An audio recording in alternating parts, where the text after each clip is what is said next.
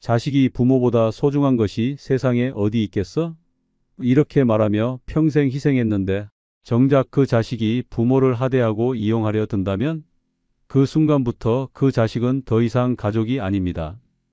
부모를 하늘처럼 떠받들며 효도하는 자식이 있는 반면 부모를 무시하고 창피해하고 돈줄로만 보는 자식들도 존재합니다. 부모가 늙었다는 이유로 함부로 대하고 필요할 때만 찾고 더 많은 걸 뜯어내기 위해 갈등을 조장하는 자식이라면 미련 없이 인연을 끊어야 합니다. 부모를 사랑하는 척하지만 속내는 계산적인 자식, 부모의 희생을 당연하게 여기는 자식은 끝까지 부모를 착취하려 들 것입니다. 부모가 자식에게 준 사랑은 절대 권리가 아닙니다. 하지만 일부 자식들은 그 사랑을 마치 부모가 평생 자신에게 빚이라도 진 것처럼 여깁니다. 이런 자식에게 기대하는 순간 남은 여생은 불행과 후회의 연속이 될 뿐입니다. 지금부터 이런 자식과는 단호하게 인연을 끊어야 하는 이유를 이야기해 보겠습니다.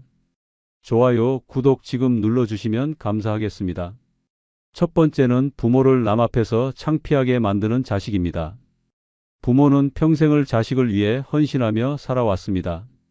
힘들고 어려운 순간에도 자식이 잘 되길 바라는 마음 하나로 모든 것을 희생하며 살아왔습니다.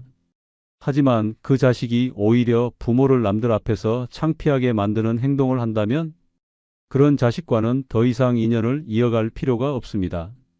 부모를 창피하게 만드는 자식들은 흔히 무례한 말과 행동으로 부모의 존엄을 짓밟습니다. 식당이나 공공장소에서 우리 엄마는 저런 것도 몰라요 라며 부모를 깎아내리는 말을 서슴없이 내뱉습니다. 마치 부모가 무식하고 시대에 뒤떨어진 사람인 것처럼 조롱하는 태도를 보입니다. 하지만 그들이 똑똑해지고 배운 게 많아진 것은 부모가 피땀 흘려 가르치고 길러준 덕분이라는 사실을 망각합니다. 특히 친구나 배우자, 직장 동료들 앞에서 부모를 무시하는 행동을 하는 자식들도 있습니다. 친구들과 있을 때 우리 엄마는 좀 촌스러워서 창피해 라고 말하거나 배우자 앞에서 우리 부모님은 좀 답답한 스타일이라 이해해줘 라고 하는 등 부모를 마치 부끄러운 존재처럼 취급합니다. 부모가 어딘가 어색한 행동을 하면 한숨을 쉬며 짜증을 내고 심지어 눈치를 주거나 무안하게 만드는 행동을 합니다. 더 심각한 경우 부모가 연세가 들어 말과 행동이 느려지면 좀 빨리 좀 해요. 눈치 없게 왜 그래요? 라며 공개적으로 핀잔을 주기도 합니다. 혹은 부모가 한 말을 가로막고 그만하세요. 쓸데없는 소리 좀 그만하고 라며 막말을 내뱉기도 합니다. 부모가 실수를 하면 부드럽게 넘어가 줄 수도 있는 것을 굳이 남들 앞에서 쪽팔리게 만들고 망신을 주는 행동을 하는 것입니다. 이런 자식들은 부모가 창피한 것이 아니라 사실 자신이 부족한 것입니다. 부모를 존중할 줄 모르는 사람은 절대 남에게도 존중받지 못합니다. 부모를 남 앞에서 깎아내리는 행동을 하는 순간 그들의 인격도 바닥으로 떨어지는 것과 다름없습니다. 그럼에도 불구하고 부모는 자식이 변하길 기대하며 참고 넘어갑니다. 하지만 이런 행동을 지속적으로 경험하는 부모의 마음은 어떨까요? 자식에게 무시당하는 순간마다 가슴이 찢어지고 자신이 쓸모없는 존재가 된 것 같은 모멸감을 느낍니다. 부모가 세상을 떠난 후 뒤늦게 후회하고 무릎 꿇어봐야 아무 소용이 없습니다. 부모를 창피하게 만드는 자식은 결국 부모를 필요로 하지 않을 때는 쉽게 버릴 사람입니다. 그런 자식에게 더 이상 미련을 가질 필요도 없고 기대할 필요도 없습니다. 더 늦기 전에 과감히 인연을 끊고 스스로를 지키는 것이 맞는 선택입니다. 부모를 존중하지 않는 자식에게 부모 또한 존중받을 이유가 없습니다. 김할머니는 몇 년 전 아들의 결혼식에 참석했습니다.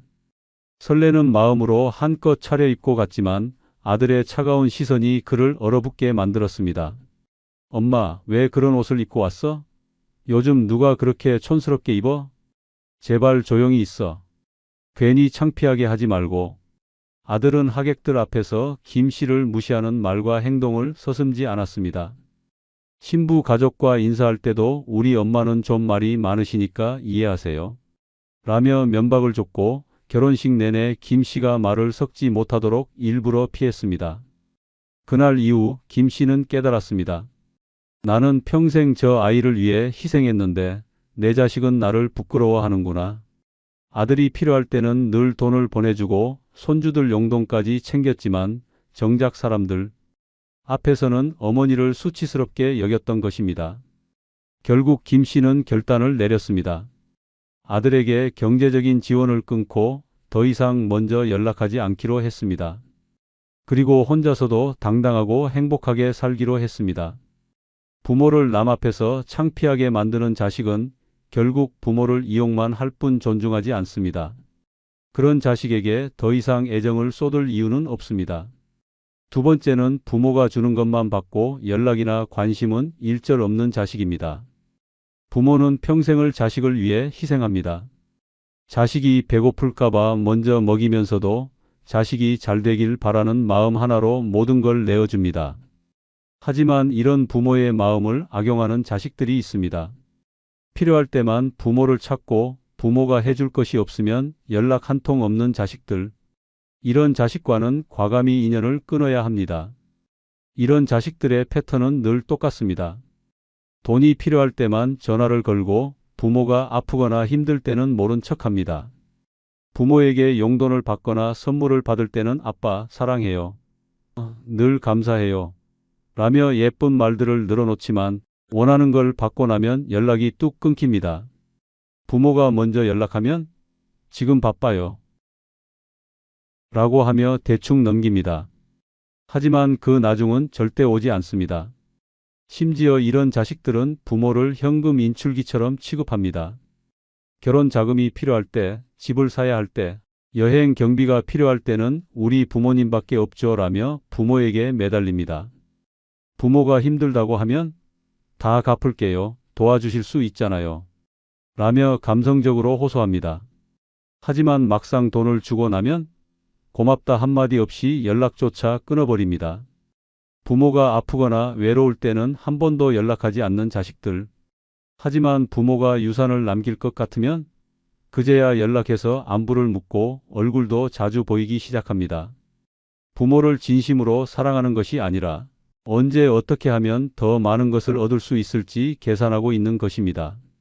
더욱 비극적인 건 이런 자식에게 부모는 끝까지 희망을 걸고 기다린다는 점입니다. 연락이 끊겨도 그래도 우리 자식인데 언젠가는 돌아오겠지. 라는 생각에 끝까지 자식을 믿습니다. 하지만 그런 자식들은 절대 변하지 않습니다. 부모가 줄 것이 없어진 순간 그들은 마지막 인사도 없이 부모를 떠날 것입니다. 부모가 아무리 사랑해도 사랑에는 최소한의 예의와 책임이 필요합니다. 필요할 때만 부모를 찾는 자식, 부모의 희생을 당연하게 여기며 연락조차 하지 않는 자식, 이런 자식에게 더 이상 애정을 쏟아야 할 이유가 있을까요?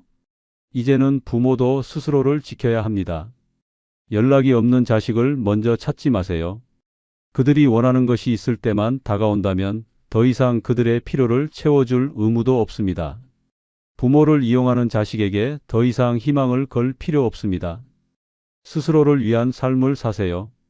부모를 진심으로 사랑하는 사람들만이 마지막까지 부모 곁에 남을 것입니다. 박 할머니는 아들에게 늘 아낌없이 베풀었습니다. 대학 등록금부터 결혼 자금, 집 장만까지 자식이 원하는 것은 다 들어주며 평생을 희생했습니다. 하지만 어느 순간부터 아들의 연락이 점점 뜸해지기 시작했습니다. 엄마, 바빠서 연락 못했어요. 요즘 회사 일 때문에 정신이 없어요. 나중에 전화할게요. 하지만 그 나중은 절대 오지 않았습니다. 박 씨가 먼저 전화를 해도 받지 않거나 지금 회의 중이에요. 라며 끊어버리기 일쑤였습니다. 그러다 어느 날 몇 년 만에 아들에게서 전화가 왔습니다. 엄마, 급하게 돈이 좀 필요해서요. 그제야 박 씨는 깨달았습니다. 아들은 부모가 필요할 때만 연락하는 사람이었고 평소엔 부모가 있는지도 잊고 살았던 것입니다. 그 순간 박 씨는 단호하게 말했습니다. 이제부터 내 돈은 나를 위해 쓸 거다. 필요할 때만 연락하는 너한테 줄 돈은 없다. 그리고 연락을 끊었습니다. 그 후로도 아들은 몇 번 더 돈을 요구했지만 박 씨는 다시는 응하지 않았습니다. 필요할 때만 부모를 찾는 자식에게 더 이상 기대할 것도 베풀 것도 없다는 것을 깨달았기 때문입니다. 세 번째는 부모의 재산을 미리 계산하며 상속을 강요하는 자식입니다. 부모가 살아있는 동안 자식이 해야 할 역할은 효도와 존경입니다. 하지만 어떤 자식들은 부모를 사랑하는 것이 아니라 부모의 재산을 탐내며 상속을 당연하게 여깁니다. 부모가 아직 건강하게 살아있음에도 불구하고 재산이 얼마인지 계산하고 미리 자기 몫을 요구하는 자식이 있다면 그 순간부터 그 자식과는 인연을 끊는 것이 맞습니다. 이런 자식들은 대놓고 돈을 요구하기도 합니다. 엄마, 어차피 나중에 제 거 될 건데 미리 주시면 안 돼요? 형보다 저한테 더 주셔야 하는 거 아니에요? 라며 부모가 죽기도 전에 유산 싸움을 시작합니다. 심지어 부모가 병원에 입원이라도 하게 되면 살 걱정은커녕 재산 정리를 먼저 하려는 모습을 보이기도 합니다. 어떤 자식들은 교묘한 방식으로 상속을 유도합니다. 부모님 연세도 있으신데 미리 증여해 두는 게 좋지 않아요? 나중에 세금 아끼려면 지금 미리 주는 게 낫대요. 라며 온갖 핑계를 대면서 부모가 가진 것을 하나씩 빼앗아 갑니다. 결국 부모가 나중에 정말 돈이 필요할 때 정작 남은 것이 없는 상황이 벌어지기도 합니다. 더 나쁜 경우 형제들 간에 부모를 두고 싸움을 벌이는 자식들도 있습니다. 부모가 편찮으시거나 나이가 들어 힘이 없어지면 자식들은 서로 더 많은 몫을 차지하려고 다툼을 벌이고 심지어 부모 앞에서 재산 분배 문제로 말다툼까지 합니다. 부모가 서운해하거나 힘들어해도 이런 자식들은 돈이 더 중요하기 때문에 부모의 감정 따위는 신경 쓰지 않습니다. 심지어 어떤 자식들은 부모가 아직 건강한데도 집 팔아서 나눠주세요. 라며 적극적으로 요구합니다. 부모가 자신을 위해 쓰겠다는 말이라도 하면 이 나이에 돈 써서 뭐 하게요? 우리도 힘든데 도와주셔야죠. 라며 감정적으로 몰아붙이기도 합니다. 부모가 살아있는 동안 부모의 재산은 부모의 것입니다. 자식이 가져야 할 것이 아닙니다. 부모를 진정으로 사랑하는 자식이라면 부모가 편안한 노후를 보내도록 돕고 부모가 필요한 곳에 돈을 쓰도록 존중해야 합니다. 하지만 상속을 강요하는 자식들은 부모가 오래 살면 오히려 귀찮다고 생각하고 부모가 아프면 재산이 먼저 걱정되는 사람들입니다. 부모는 자식에게 모든 걸 주고 싶어 하지만 그 마음을 악용하는 자식과는 인연을 끊어야 합니다. 부모가 살아있는 동안 사랑과 존경이 아닌 돈과 재산만 따지는 자식이라면 부모가 떠난 후에도 후회할 줄 모를 것입니다. 부모를 돈으로만 보는 자식에게 더 이상 기대할 것도 줄 것도 없습니다.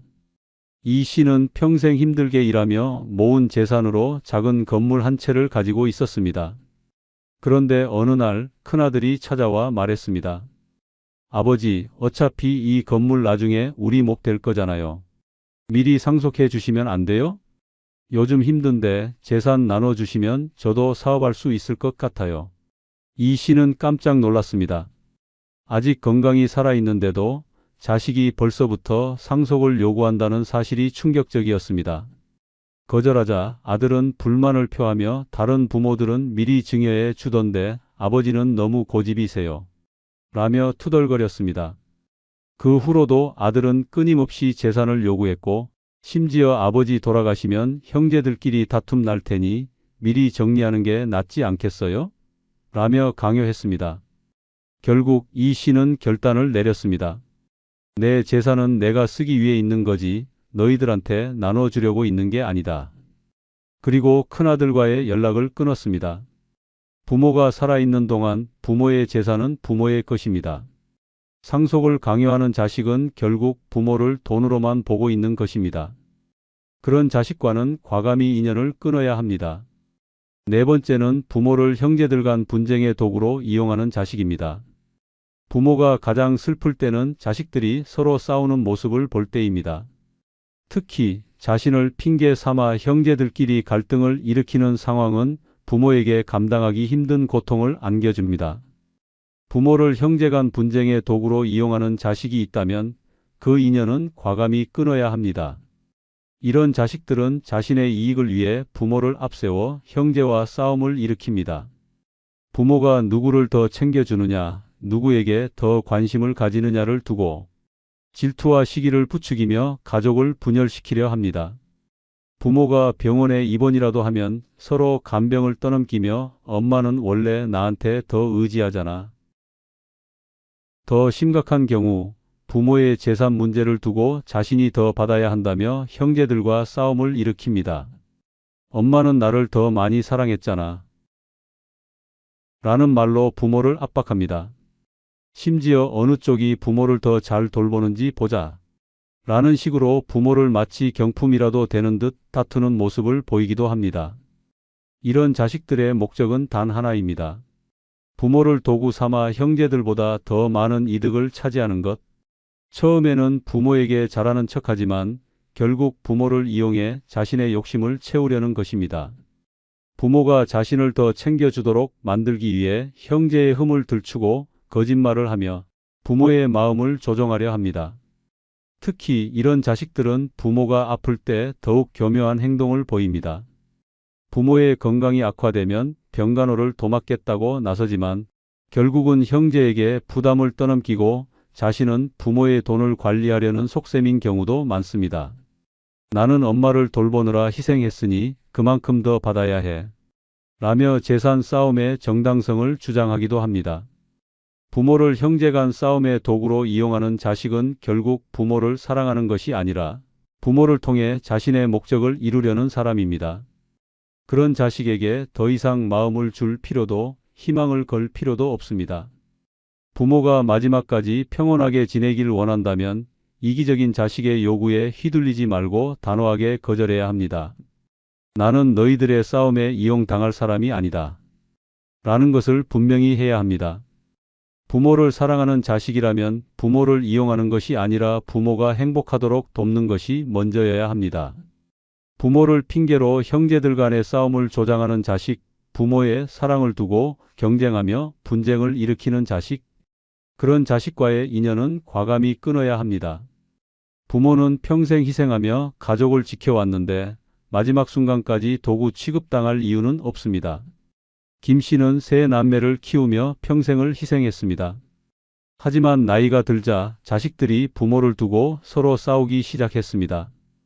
큰아들은 엄마는 내가 더 많이 챙겼으니까 나한테 더 줘야 해. 라고 주장했고 둘째는 형은 돈만 줬지 정작 병원 모시고 다닌 건 나야. 라며 맞섰습니다. 막내는 나는 경제적으로 어려우니까 부모님이 나를 더 도와줘야 해.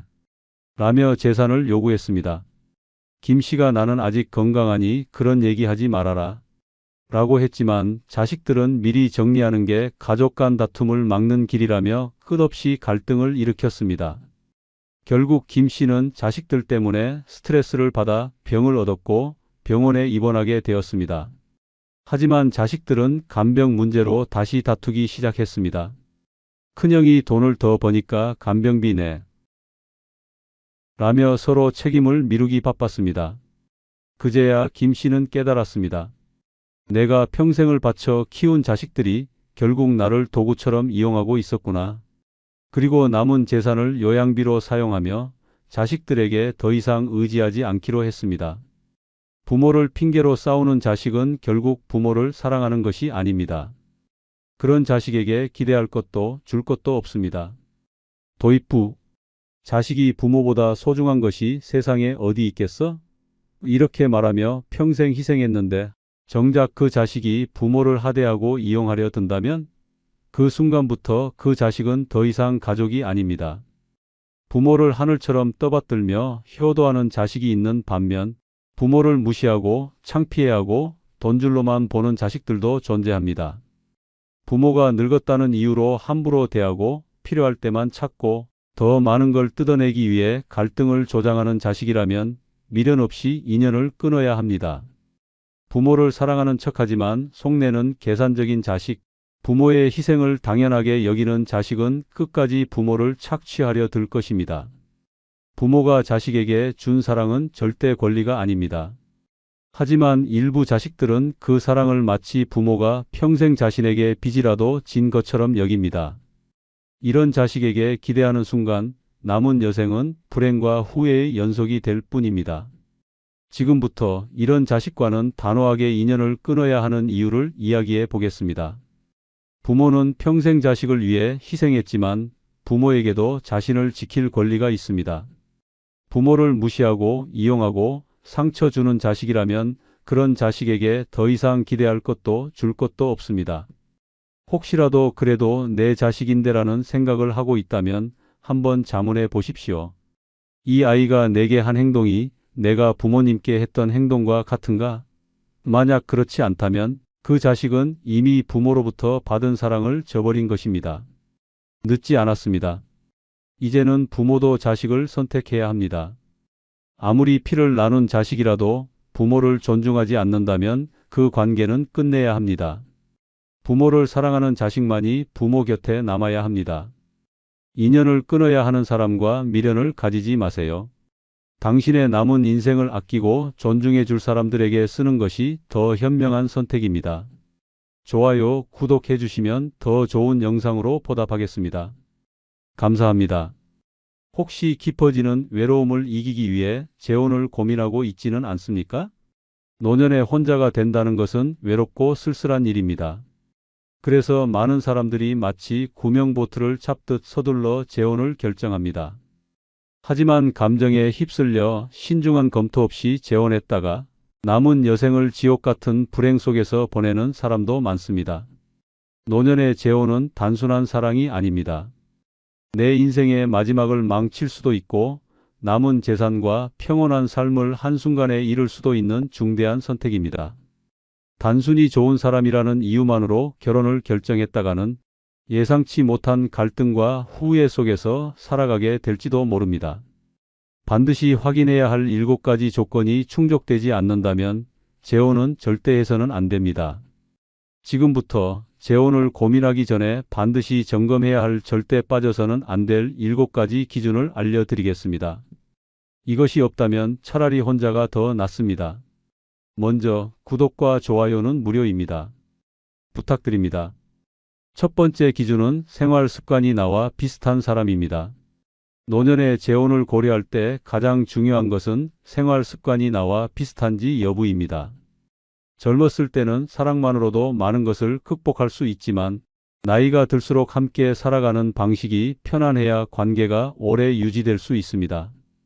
생활 습관이 맞지 않으면 매일 작은 불편함이 쌓이고 결국은 더 큰 갈등으로 번지게 됩니다.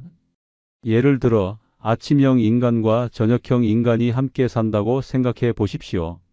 한 사람은 새벽 5시에 일어나 부지런히 움직이는 반면 다른 한 사람은 늦게까지 TV를 보고 늦잠을 자는 생활을 합니다. 처음에는 서로 맞춰 가면 되겠지라고 생각할 수 있지만 시간이 지나면서 왜 나한테 맞추지 않지? 이 사람과 함께하는 게 왜 이렇게 피곤하지? 라는 불만이 생기기 시작합니다. 작은 차이가 반복되면서 결국 감정이 상하고 함께 사는 것이 점점 스트레스로 변하게 됩니다. 식사 습관도 마찬가지입니다. 한 사람은 아침을 꼭 챙겨 먹어야 하는데 다른 사람은 아침을 거르는 습관이 있다면, 혹은 한 사람은 삼시세끼 집밥을 선호하는데 다른 사람은 외식을 좋아한다면, 사소해 보이지만 이러한 차이가 쌓이면 결국 매일의 식사가 불만과 짜증의 원인이 될 수도 있습니다. 청결과 정리 습관도 중요한 요소입니다. 한 사람은 깔끔한 환경을 유지해야 마음이 편한데 다른 사람은 물건을 아무데나 두고 정리정돈을 신경 쓰지 않는다면, 처음에는 참을 수 있어도 시간이 지날수록 결국 나는 이 사람과 함께 살기 힘들다는 결론에 도달할 가능성이 큽니다. 돈을 쓰는 방식도 중요한 생활 습관 중 하나입니다. 한 사람은 철저하게 계획을 세워 전략하는 스타일인데 다른 사람은 즉흥적으로 돈을 쓰는 스타일이라면 어떻게 될까요? 나는 아끼면서 사는데 저 사람은 너무 흥청망청 써라는 생각이 들면서 결국 돈 문제로 다툼이 생길 수 있습니다. 노년에는 경제적인 안정을 가장 중요하게 생각하는 만큼 돈을 쓰는 습관이 맞지 않으면 함께 살아가는 것이 더욱 어려워질 수 있습니다.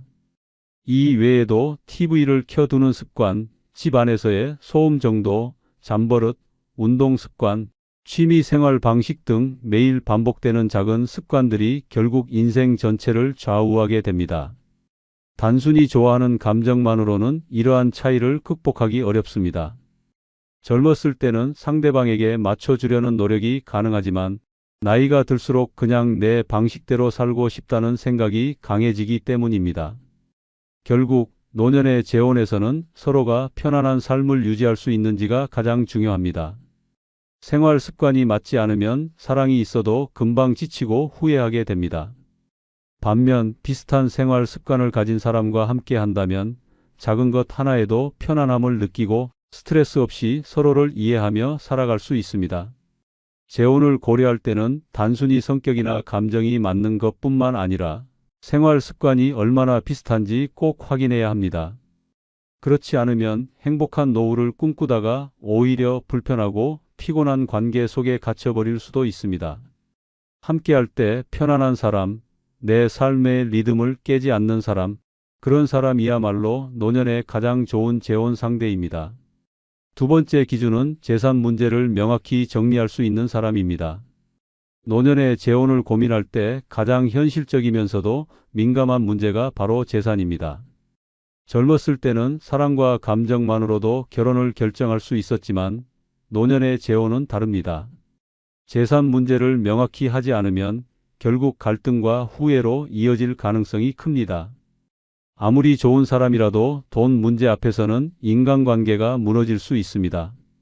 재산 문제를 정리할 줄 모르는 사람과 재혼하면 어떤 일이 벌어질까요? 가장 흔한 문제가 바로 상속과 가족 간의 갈등입니다. 자식이 있는 경우 재혼을 하는 순간 자산이 배우자와 그 배우자의 자녀에게도 영향을 미칠 수 있습니다. 처음에는 서로 이해한다고 해도 막상 유산 문제가 발생하면 상황이 달라집니다. 우리 부모님의 재산이 왜 저쪽 가족에게 가야 하지? 내 부모를 돌봐준 것도 아닌데 왜 유산을 가져가려 하지? 라는 갈등이 생길 수 있습니다. 결국 법적 분쟁까지 번지는 경우도 많습니다. 또한 상대방이 빚을 숨기고 있거나 경제적으로 의존하려는 태도를 가지고 있다면 더 큰 문제가 됩니다. 한순간의 감정으로 재혼을 결정했다가 상대방의 빚을 떠안게 되거나 내가 평생 모은 재산을 예상치 못한 곳에 쓰게 될 수도 있습니다. 나이가 들어서까지 경제적인 불안에 시달린다면 그것만큼 고통스러운 일도 없습니다. 그렇다면 어떤 사람이 재산 문제를 명확히 정리할 수 있는 사람일까요? 첫째, 자신의 재산 상태를 솔직하게 공개할 수 있는 사람이어야 합니다. 재혼 전에 서로의 경제 상태를 투명하게 공유하고 부채나 재산 규모에 대해 숨기는 것이 없는지 확인해야 합니다. 상대방이 재산 문제를 회피하거나 불분명하게 말한다면 신뢰할 수 없는 사람일 가능성이 높습니다. 둘째, 법적 재정적 정리를 미리 해두는 사람이어야 합니다. 재혼 후에 발생할 수 있는 상속 문제를 미리 대비하기 위해 유언장 작성, 재산 분할 계약, 공동재산 여부 등을 확실하게 정리할 수 있는 사람이 안전한 재혼 상대입니다. 감정적으로 사랑하는 사이에 이런 걸 따질 필요가 있냐라고 말하는 사람은 오히려 위험할 수 있습니다. 노년의 결혼은 감정이 아니라 현실적인 문제를 먼저 해결해야 합니다. 셋째, 경제적으로 독립적인 사람이어야 합니다.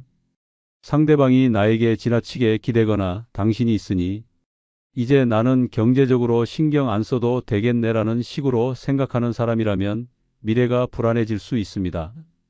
서로의 경제적 독립을 존중할 수 있는 사람이어야 재혼 후에도 갈등 없이 편안한 삶을 이어갈 수 있습니다. 넷째, 가족과의 관계를 정리할 수 있는 사람이어야 합니다. 재혼을 한다고 해서 자식과의 인연이 끊어지는 것은 아니지만 상속 문제나 경제적인 부분에서 가족들에게 휘둘리지 않는 태도가 필요합니다.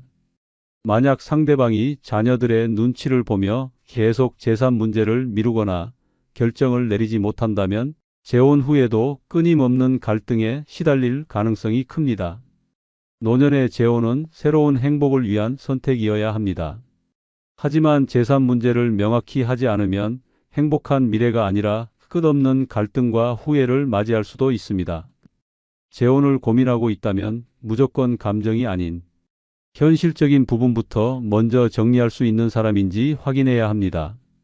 돈 문제는 나중에 해결하면 된다고 생각하면 안 됩니다. 돈을 명확히 정리할 수 있는 사람만이 노년에 안정된 삶을 함께할 수 있는 사람입니다. 세 번째 기준은 술, 담배, 도박 등 문제가 될 만한 습관이 한치라도 없는 사람입니다. 노년의 재혼을 고려할 때 가장 중요한 것은 평온하고 안정적인 삶을 유지할 수 있는지 여부입니다. 젊었을 때는 상대방의 단점을 사랑으로 감싸 안을 수 있다고 생각할 수도 있지만 노년에는 다릅니다. 건강과 정신적 안정이 최우선이 되어야 합니다. 그런데 만약 상대방이 술, 담배, 도박 같은 문제가 될 만한 습관을 가지고 있다면 그 순간부터 내 노후는 불안과 스트레스의 연속이 될 가능성이 큽니다. 술을 즐기는 사람과 함께하는 삶을 생각해 보십시오. 한두 잔의 가벼운 음주가 아니라 매일 술을 마시거나 취해야 직성이 풀리는 사람이 재혼 상대라면 어떨까요? 처음에는 괜찮아 보일 수 있습니다. 하지만 시간이 지나면 그 습관이 고스란히 내 삶을 파고듭니다. 함께 외식을 나가도 술 없이는 식사를 즐기지 못하고 술에 취해 다투는 일이 생기고 심지어 건강 문제까지 발생할 수 있습니다. 나이가 들수록 건강은 가장 중요한 자산인데 술을 끊지 못하는 사람과 함께 한다면 내 노후도 건강을 위협받을 수밖에 없습니다. 담배 역시 마찬가지입니다. 단순히 본인이 피우는 것으로 끝나는 것이 아닙니다. 담배 냄새가 집안 곳곳에 배고 간접 흡연으로 인해 내 건강에도 악영향을 미칠 수 있습니다. 호흡기 질환이 생기거나 담배를 피우는 습관 때문에 외출할 때마다 불편을 겪을 수도 있습니다. 무엇보다 건강이 악화되는 것을 뻔히 보면서도 스스로를 관리하지 않는 사람이라면 앞으로의 인생을 함께하기에 적합한 상대가 아닙니다. 가장 위험한 습관은 도박입니다. 도박을 하는 사람과 재혼하는 것은 내 인생을 통째로 도박판에 올려놓는 것과 다름없습니다. 처음에는 소소한 오락 수준이라고 해도 결국 습관이 되고 돈을 잃으면 채우려고 하고 더 큰 돈을 걸면서 악순환이 반복됩니다. 재혼한 상대가 도박을 한다면 그 사람이 잃은 돈을 메우는 것은 결국 내 재산이 될 수도 있습니다. 이런 습관들은 단순한 개인의 문제가 아닙니다. 함께 살아가는 사람에게까지 영향을 미치고 결국은 내 삶까지 망가뜨릴 수 있는 심각한 요소가 됩니다. 노년의 재혼은 새로운 행복을 찾기 위한 선택이어야 합니다. 하지만 상대방이 이러한 문제성 습관을 가지고 있다면 행복은커녕 끝없는 후회와 고통이 따라올 가능성이 큽니다. 노년에는 더 이상 누군가의 잘못된 습관을 바꿔 주려고 애쓸 시간이 없습니다. 그럴 힘도 감정적으로 소모될 이유도 없습니다. 재혼을 고려할 때 상대방이 술, 담배, 도박 등 내 삶을 불안하게 만들 요소가 없는지 반드시 확인해야 합니다. 문제를 안고 있는 사람과 함께하면 결국 나도 그 문제의 피해자가 될 수밖에 없습니다. 내 노후를 평온하고 안정적으로 지키고 싶다면 문제가 될 만한 습관을 가진 사람은 절대 피해야 합니다. 더 이상 희생하지 마십시오. 이제는 나를 위한 삶을 살아야 합니다. 네 번째 기준은 나를 무시하지 않고 내 의견을 존중하고 경청하는 사람입니다. 노년의 재혼은 단순한 사랑이 아니라 평생을 함께할 동반자를 찾는 과정입니다. 젊었을 때는 감정만으로 결혼을 결정할 수도 있었지만 이제는 다릅니다.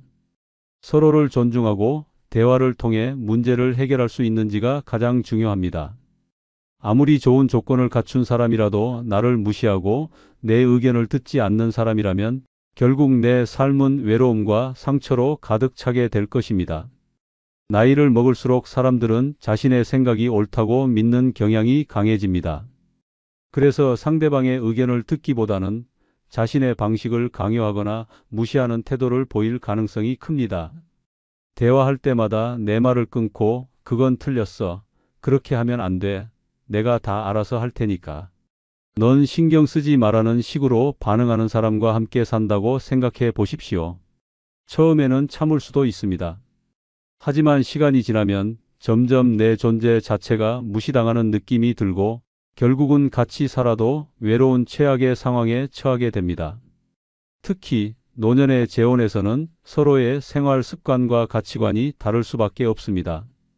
젊었을 때부터 함께 살아온 부부도 대화가 부족하면 금방 멀어지는데 전혀 다른 환경에서 살아온 두 사람이 만나면서 대화조차 통하지 않는다면 어떻게 될까요? 서로가 원하는 것을 조율하기 위해서는 반드시 경청하는 태도가 필요합니다. 존중할 줄 모르는 사람과 함께하면 결국 내 감정은 점점 메말라 갑니다.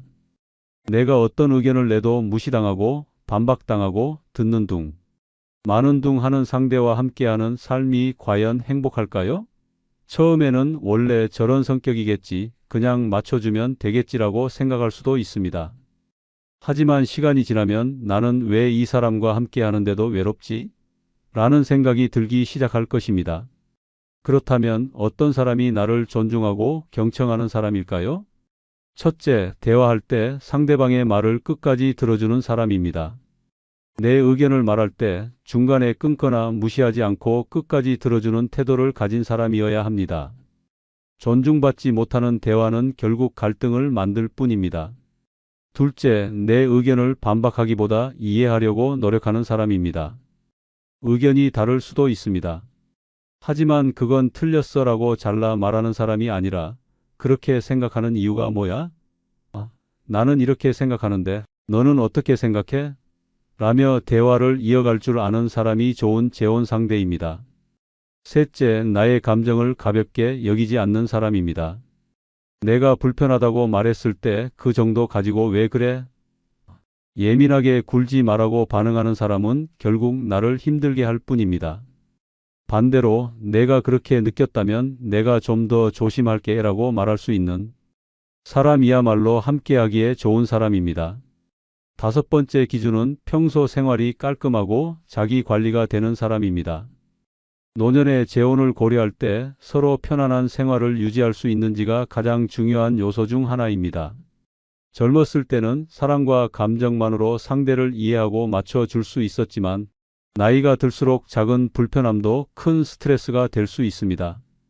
그 중에서도 청결과 자기 관리가 부족한 사람과 함께하는 삶은 행복이 아니라 불평과 후회의 연속이 될 가능성이 큽니다. 깔끔한 생활 습관은 단순한 성격의 차이가 아닙니다. 그 사람의 인생 태도를 보여주는 중요한 요소입니다. 평소 주변을 깨끗하게 유지하는지, 옷차림과 위생 관리를 철저히 하는지, 건강을 위해 노력하는지 등을 보면 그 사람이 얼마나 스스로를 존중하며 살아가는지 알 수 있습니다. 집안을 정리정돈하지 않고 늘 어수선하게 유지하는 사람과 함께 한다고 생각해 보십시오. 음식물을 아무데나 흘리고 방치하며 빨래를 쌓아두고 화장실을 깨끗하게 사용하지 않는다면 처음에는 참고 넘어갈 수도 있습니다. 하지만 시간이 지날수록 이 사람과 함께 사는 것이 점점 피곤해지고 스트레스로 변할 가능성이 큽니다.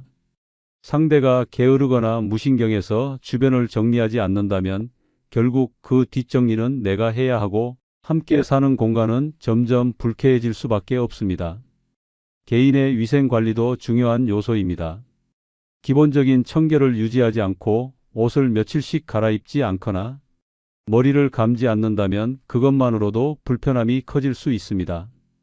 깨끗한 환경과 단정한 모습을 유지하는 사람과 함께할 때 상대에 대한 존중이 생기고 편안한 생활을 이어갈 수 있습니다. 외모를 단정하게 가꾸는 것도 중요한 요소입니다. 지나치게 화려한 치장을 하라는 것이 아니라 기본적으로 자신을 깔끔하게 유지하는 사람은 스스로를 존중할 줄 아는 사람입니다. 단정한 옷차림과 깔끔한 스타일을 유지하는 사람과 함께하면 나 역시 삶의 활력을 느끼고 자기 관리를 더욱 신경 쓰게 됩니다. 노년의 재혼은 편안하고 안정적인 삶을 위한 선택이어야 합니다. 상대방이 기본적인 생활 관리조차 되지 않는다면 그 불편함과 스트레스는 고스란히 내 몫이 됩니다. 반대로 깔끔한 환경을 유지하고 자기 관리를 철저히 하는 사람과 함께하면 매일의 삶이 더욱 활기차고 즐거워질 수 있습니다. 감정보다 현실을 먼저 따져야 합니다. 청결하고 단정한 생활 습관을 가진 사람과 함께해야 내 남은 인생도 평온하고 쾌적하게 유지될 수 있습니다. 6번째 기준은 의무감이 아닌 진심으로 나를 대하는 사람입니다. 노년의 재혼을 고민할 때 가장 피해야 할 관계가 의무감으로 유지되는 관계입니다. 상대방이 정말 나를 좋아하고 나와 함께하고 싶어서가 아니라 그냥 외로우니까, 마땅한 대안이 없으니까, 주변에서 권하니까 같은 이유로 재혼을 선택한다면 결국 그 관계는 깊은 허무함과 외로움을 남길 가능성이 큽니다. 노년에는 누구나 외로움을 느낄 수 있습니다. 하지만 단순히 외로움을 해결하기 위해 진심이 없는 관계를 선택하면 처음에는 괜찮아 보일지 몰라도 시간이 지날수록 공허함만 커지게 됩니다. 함께 살지만 서로에게 애정이 없고 마치 형식적으로 동거하는 것처럼 느껴진다면 그것은 오히려 혼자 사는 것보다 더 큰 외로움이 될 수 있습니다. 의무감으로 유지되는 관계의 특징은 쉽게 드러납니다. 상대방이 나와 있을 때 진심으로 즐거워하는지 아니면 마지못해 시간을 보내고 있는지를 보면 알 수 있습니다. 대화할 때 관심 없이 듣는 척만 하거나 특별한 이유 없이 무심하고 건조한 태도를 보인다면 그것은 이미 마음이 동반자로 향해 있지 않다는 신호일 수 있습니다. 진심이 아닌 의무감으로 유지되는 관계에서 더 큰 문제는 서로가 희생을 강요하게 된다는 점입니다. 상대방이 마음에서 우러나와 나를 대하는 것이 아니라 이 정도는 해줘야겠지, 결혼했으니 내가 해야 할 역할이겠지라는 생각으로 행동하게 되면 그것이 쌓여 결국 피로와 불만으로 이어질 수 있습니다. 노년에 재혼할 때 가장 중요한 것은 진짜 나를 이해해주는 사람을 만나는 것입니다. 상대방이 나와 함께할 때 편안해 보이고 사소한 순간에도 따뜻한 배려를 보이며 이 사람이 나와 함께하는 것이 행복해서 그러는구나라는 느낌이 들어야 합니다. 의무감이 아닌 진짜 애정과 관심에서 나오는 행동인지를 반드시 확인해야 합니다. 진심으로 나를 대하는 사람은 작은 행동에서도 드러납니다.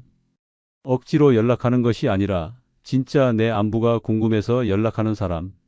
마지못해 식사를 함께하는 것이 아니라 진심으로 나와의 시간을 즐기는 사람. 이런 사람과 함께해야 노후가 외롭지 않고 행복할 수 있습니다. 7번째 기준은 사람만 좋아서는 안 되고 경제력이 있는 사람입니다. 노년에 재혼을 고민할 때 가장 위험한 생각 중 하나가 돈이 다 무슨 소용이야, 마음만 맞으면 되지 라는 것입니다. 하지만 현실은 결코 그렇지 않습니다. 사람만 좋아서는 절대 행복한 결혼을 유지할 수 없습니다. 감정이 아무리 좋다고 해도 경제적 기반이 부족한 사람과 함께하면 결국 그 부담이 고스란히 나에게 돌아오게 됩니다. 노년에는 새로운 인생을 시작하는 것이 아니라 남은 생을 안정적으로 마무리해야 하는 시기입니다. 이때 상대방이 경제력이 없거나 오히려 내 재산을 기대고 의존하려는 태도를 가지고 있다면 그 순간부터 재혼은 행복이 아니라 짐이 될 가능성이 큽니다. 경제력이 부족한 사람과 결혼하면 가장 먼저 돈 문제로 갈등이 생깁니다. 처음에는 서로 이해하고 맞춰가려고 하지만 시간이 지나면서 현실적인 문제가 드러납니다. 상대방이 생활비를 감당하지 못하거나 의료비조차 제대로 마련하지 못한다면 결국 그 부담을 내가 져야 합니다. 젊었을 때처럼 함께 고생하며 돈을 벌 수도 없는 노년에 상대방의 경제적 문제까지 떠안는 것은 정말 끔찍한 일이 될 수 있습니다. 더 큰 문제는 경제적으로 의존하는 사람이 처음에는 미안해하지만 시간이 지나면 당연하게 여긴다는 것입니다. 처음에는 고맙다, 미안하다고 말하지만 점점 어차피 당신이 돈이 더 많잖아, 같이 사는 건데 뭐 어때라는 식으로 태도가 변할 가능성이 높습니다. 결국 나는 상대방을 돕는 것이 아니라 경제적으로 책임지는 사람이 되어버릴 수 있습니다. 또한 경제력이 없는 사람과 재혼하면 내 자식들과의 관계도 악화될 수 있습니다. 자식들은 부모가 행복하길 바라면서도 혹시 저 사람이 부모님의 재산을 노리는 건 아닐까? 라는 의심을 가질 수 있습니다. 상대방이 스스로 경제적으로 자립하지 못하는 사람이라면 이런 의심은 더욱 커질 것입니다. 그리고 실제로 경제력이 부족한 배우자 때문에 재산 문제로 법적 분쟁까지 가는 사례도 적지 않습니다. 경제력은 단순히 돈이 많고 적음의 문제가 아닙니다. 자신의 삶을 책임질 수 있는 능력과 태도의 문제입니다. 상대방이 큰 재산을 가지고 있지 않더라도 자신의 생활을 스스로 유지할 수 있는 사람인지 반드시 확인해야 합니다. 노년의 재혼을 결심하는 순간 누구나 이번에는 다를 거야. 이제 더는 외롭지 않겠지. 라는 기대를 품습니다. 하지만 현실은 냉혹합니다. 재혼 후 오히려 더 큰 후회와 고통을 마주하는 사람들이 수없이 많습니다. 평생을 혼자 살아온 것처럼 느껴질 만큼 깊은 외로움, 바닥나는 노후 자금, 서로를 갉아먹는 갈등 어느 순간 깨닫게 됩니다. 이럴 줄 알았으면 차라리 혼자가 나았을 텐데. 한때는 설렘으로 시작한 관계였지만 이제는 벗어나고 싶은 족쇄가 되어버렸습니다.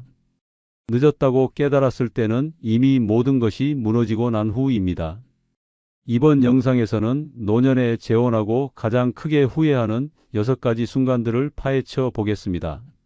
당신도 이런 후회를 하게 될까요? 먼저 구독, 좋아요 버튼을 눌러주세요. 첫 번째, 재혼을 후회하는 순간은 성적 취향이나 욕구 차이가 너무 클 때입니다. 노년에 재혼을 결심할 때 많은 사람이 성생활에 대한 기대를 품습니다. 이제 다시 사랑을 느낄 수 있겠지. 남은 삶, 서로를 더 따뜻하게 채워주겠지. 하지만 그 기대가 처참히 무너지는 순간이 찾아옵니다.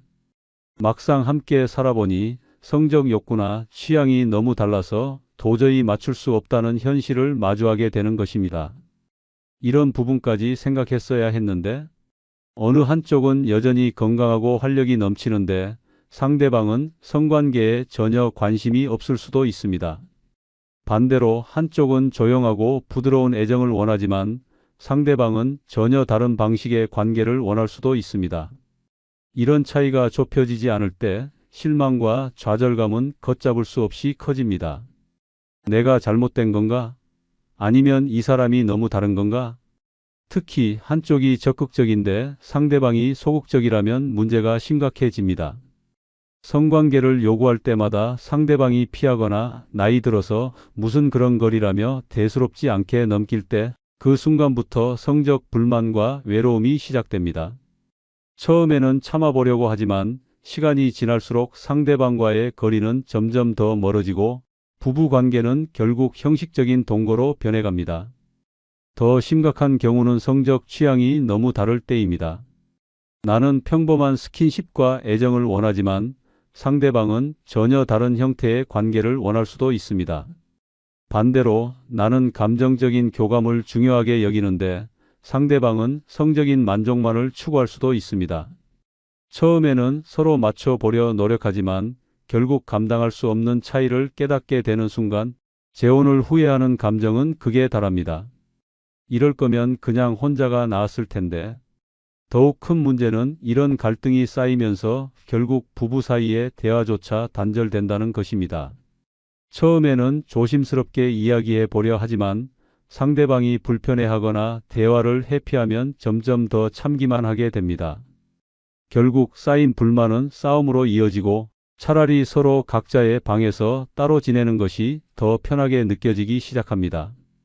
이런 상황이 지속되면 재혼이 주었던 설렘과 기대는 모두 사라지고 나는 왜 이 결혼을 했을까? 라는 후회만 남습니다.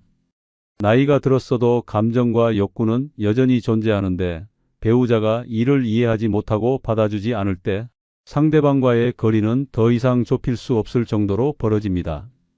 혼자라도 외롭지만 이렇게 외로운 결혼 생활은 더 끔찍하다. 노년의 재혼이 행복이 되려면 단순한 정서적 안정감만이 아니라 성적 욕구와 취향도 어느 정도 맞아야 합니다. 이를 고려하지 않고 결혼을 결정했다가 결국 욕구 불만과 성적 갈등 속에서 외로움만 깊어지는 결과를 맞이할 수도 있습니다. 재혼을 고민하고 있다면 감정만이 아니라 현실적인 부분도 반드시 따져봐야 합니다. 사랑은 노력으로 맞춰갈 수 있지만 성적인 부분은 그렇지 않을 수도 있습니다. 성생활에 대한 기대와 현실이 너무 다르면 후회하는 순간이 반드시 찾아옵니다. 두 번째는 재혼 후 오히려 자유를 잃었다고 느낄 때입니다. 노년에 재혼을 결심할 때 많은 사람이 이제 혼자가 아니니 더 행복하겠지. 서로 기대며 편안하게 살겠지. 라고 기대합니다. 하지만 현실은 그 기대와 정반대로 흐를 수도 있습니다. 재혼 후 오히려 자유를 잃고 이전보다 더 답답하고 억눌린 삶을 살게 될 수도 있습니다. 혼자일 땐 뭐든 내 마음대로 할 수 있었는데 혼자 살 때는 누구의 눈치도 보지 않았습니다. 아침에 늦잠을 자든 밤늦게까지 TV를 보든 여행을 가든 친구를 만나든 모두 내 마음대로 할 수 있었습니다. 하지만 재혼 후에는 모든 일에 배우자의 허락이 필요해집니다.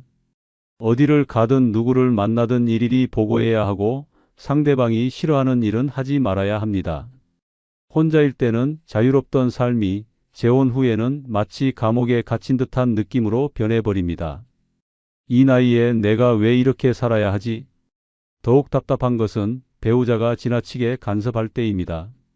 나는 오랜 친구들과 편하게 만나고 싶은데 배우자는 이제 결혼했으니 자제해야지. 쓸데없이 바깥 활동이 많네. 라며 간섭하기 시작합니다. 혼자일 때는 아무도 신경 쓰지 않던 작은 일들이 이제는 끊임없이 감시받고 제한됩니다. 심지어 취미 생활도 마음대로 할 수 없습니다. 나는 조용히 책을 읽고 싶은데 배우자는 끊임없이 TV를 틀어놓고 시끄럽게 합니다. 나는 자유롭게 여행을 떠나고 싶은데 배우자는 나를 두고 혼자 가겠다고 라며 불만을 터뜨립니다. 결국 내 인생을 내가 주도하는 것이 아니라 배우자의 기분과 요구에 맞춰 살아가야 하는 상황이 되어버립니다. 내가 결혼을 한 거야? 아니면 또 다른 의무를 떠안은 거야? 더 심각한 경우는 배우자가 지나치게 의존적일 때입니다. 처음에는 서로를 챙기며 의지하는 것이 좋았지만 어느 순간부터 배우자는 나 없이는 아무것도 하지 못하는 사람이 되어갑니다. 뭘 먹어야 할지 모르겠어. 나 심심한데 당신 뭐 안 해? 이런 말들을 들을 때마다 점점 피곤함이 몰려옵니다. 내가 원하던 건 평등한 관계였는데 어느 순간 상대방을 돌보는 역할이 되어버린 것입니다. 차라리 혼자 살았으면 이 정도로 스트레스 받진 않았을 텐데 이런 상황이 지속되면 결국 재혼을 후회하는 순간이 옵니다. 결혼 전에는 외로움이 가장 큰 문제라고 생각했지만 막상 결혼하고 나니 외롭더라도 내 마음대로 사는 게 더 나았겠다. 는 생각이 들기 시작합니다. 사람은 누구나 자유를 원합니다. 나이가 들어서도 내 삶의 주인은 나여야 하는데 재혼 후 배우자에게 맞춰 사는 인생이 된다면 그건 행복이 아니라 또 다른 속박일 뿐입니다. 재혼을 고민하고 있다면 반드시 상대방의 성향을 잘 살펴야 합니다. 나의 자유를 존중해 줄 사람인지 서로 독립적인 공간을 가질 수 있는 관계인지 따져봐야 합니다. 단순한 외로움 때문에 재혼을 서두르면 결국 혼자일 때보다 더 큰 후회를 하게 될 수도 있습니다. 재혼이 나의 행복을 위한 선택이 아니라 나의 자유를 빼앗는 족쇄가 되어버린다면 과연 그 결혼이 의미가 있을까요? 세 번째는 배우자가 기대했던 사람과 다를 때입니다.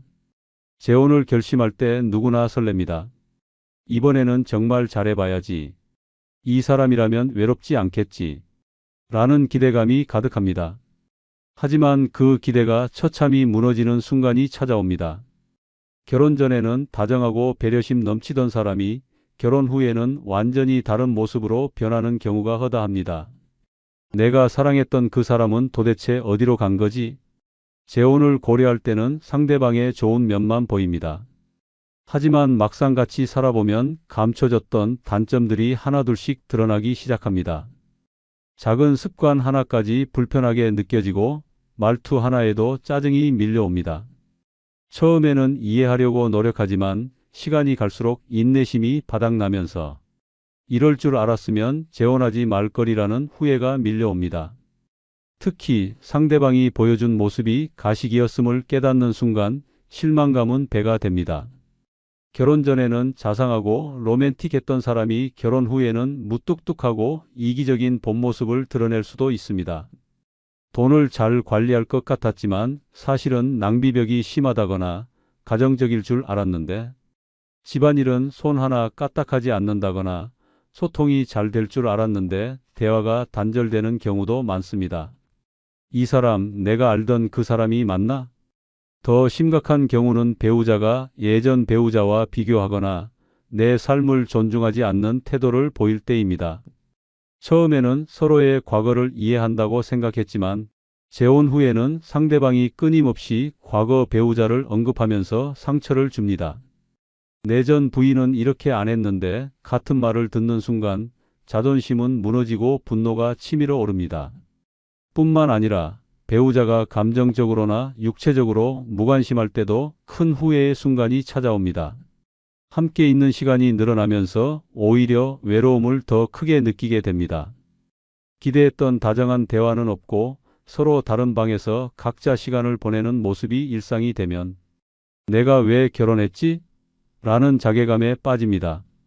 나이가 들수록 새로운 관계를 맺는 것이 쉽지 않습니다.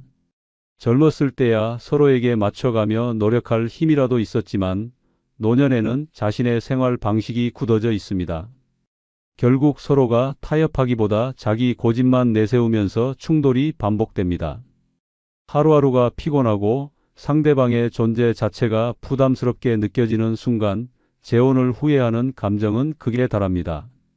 혼자였으면 이런 스트레스 받을 일도 없었을 텐데 처음에는 이번엔 다를 거야 라고 기대했지만 결국 같은 실수를 반복하고 있는 자신을 발견합니다.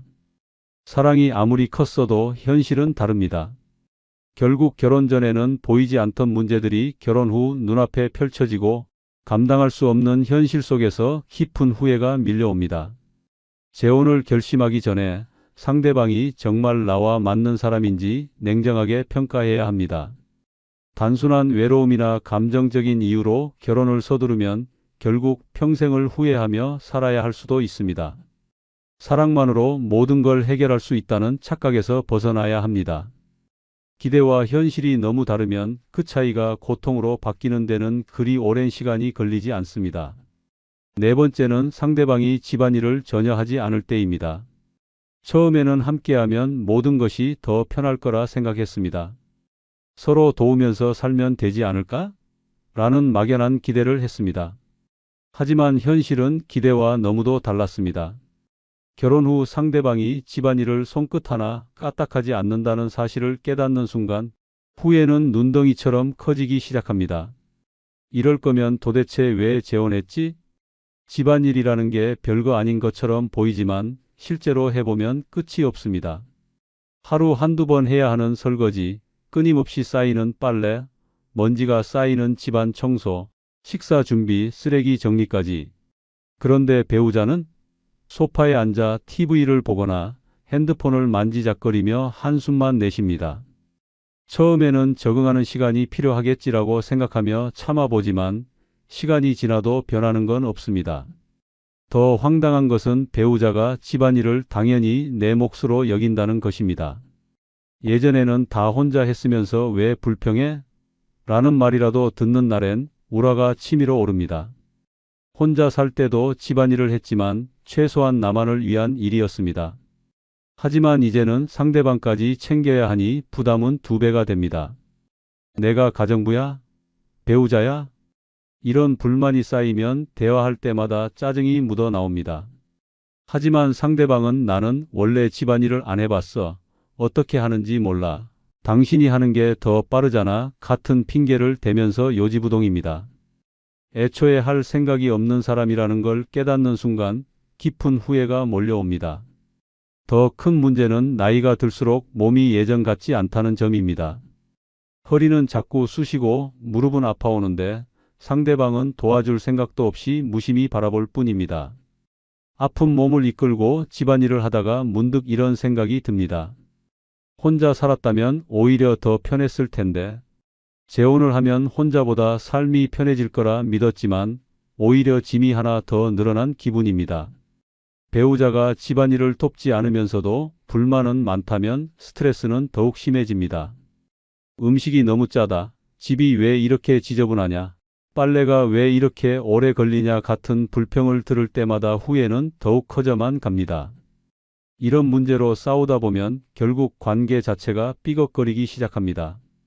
사랑이 있던 사이도 서로를 원망하는 관계로 변질됩니다. 점점 대화도 줄어들고 애정을 느끼기는커녕 함께 있는 것 자체가 짜증나기 시작합니다.